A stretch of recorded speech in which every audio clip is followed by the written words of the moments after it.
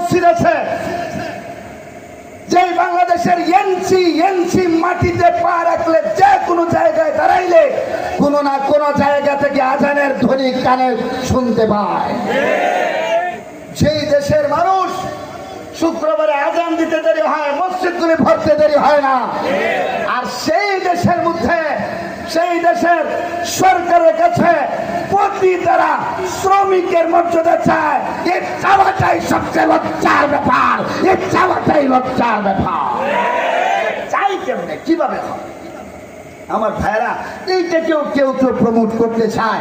আর এইটাও হচ্ছে সেই খ্রিস্টানদের আরেকটা হাতিয়ার। আরেকটা জোরে বলা আমার ভাইরা, বিশ্ব নবী সাল্লাল্লাহু আলাইহি ওয়াসাল্লাম বলেন, হে দুনিয়ার মানুষেরা শোনো, এ পৃথিবীর ভিতরে নারীদের মর্যাদা ছিল অত্যন্ত অক্ষুণ্ণ।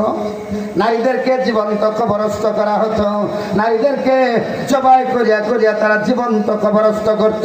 মেয়ে সন্তান জন্ম নেওয়াটা তাদের জন্য বড় অপমানের কারণ ছিল।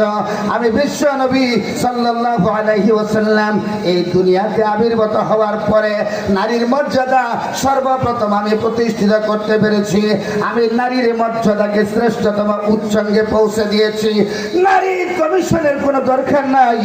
আল্লাহ পাক রব্বুল আলামিন পবিত্র কোরআনে নারীদের যে মর্যাদা দিয়েছে, পৃথিবীর শুরু থেকে শেষ পর্যন্ত কোন ইসম, কোন মতবাদ, কোন জাতি, কোন ধর্ম কোরআনের মতো নারীর মর্যাদা দিতে পারবি না। জোরে বলার কথা ঠিক না বেঠিক?